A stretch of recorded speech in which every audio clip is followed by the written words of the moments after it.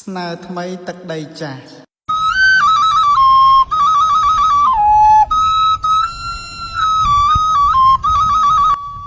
ការទុំសាងភ្នួបួសនៅប៉ាភ្នំនាងទាលក្រមុំត្បូងឃ្មុំចូលមលុបទុំលាអាចារ្យយាត្រាថ្ងៃយប់សម្រាប់ឈរឈប់មលុបពោជើងខាងទុំជាអ្នកបួសរស់ក្នុងផ្លូវធម៌ក្រោយតែបានស្គាល់ផ្ទាល់ជួបភត្រាអ្នកបួសចងចិត្តគិតរួមស្នេហាសូត្រមន្តសារការប្រាថ្នាទាវស្រីប្រវត្តិប៉ាភ្នំត្បូងឃ្មុំអតីតទាវនាងអាណិតចិត្តទុំភក្តី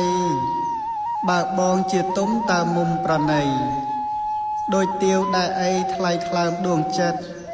ទាវជូនផាហុំទុំយល់អត្ថន័យបងយល់ត្រឹមក្តីរិញរៃក្រៀមស្វិតបេះដូងប្រាថ្នាផ្ការួមស្នេហ៍ស្និទ្ធមិនដេចគ្មានអាណិតចិត្តបងផងស្រី